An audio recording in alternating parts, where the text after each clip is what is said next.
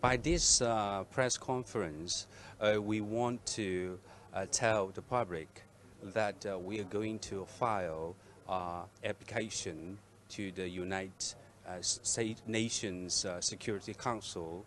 Firstly, we wish to draw the attention of Secretary General of the United Nations to look into our proposed application, and we have listed 4 points of importance for the Secretary General to consider. If the Secretary General of the United Nations is in agreement with our observations in our submission, and the next step which they will take is to form a formal motion and to file a formal inquiry to the United Nations Security Council to conduct formal investigation on this matter. Okay, so can you please tell us the background of this? Do we have any evidence or something? Since our chief executive of Hong Kong SAR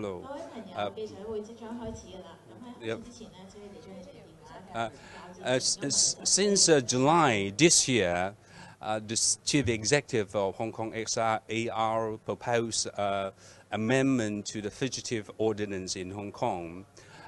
Many things happens involving violence, and hundreds of thousands of protesters, including mostly the youngsters, took the street and to air their opinions. And with this background, we look into various details, including the news, including other sources of information. We came to a conclusion that there is a very high degree of possibility that foreign force, foreign influence have been involved in the violence and in the events that have been taking place in the last 2 months in Hong Kong.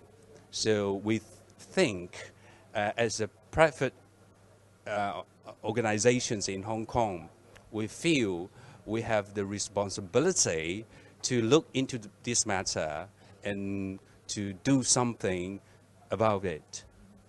So among the evidence, what kind of evidence? You mean that the foreign forces, they may have, for example, trained or sponsored the protesters for the violent acts? Can you give us more details on that?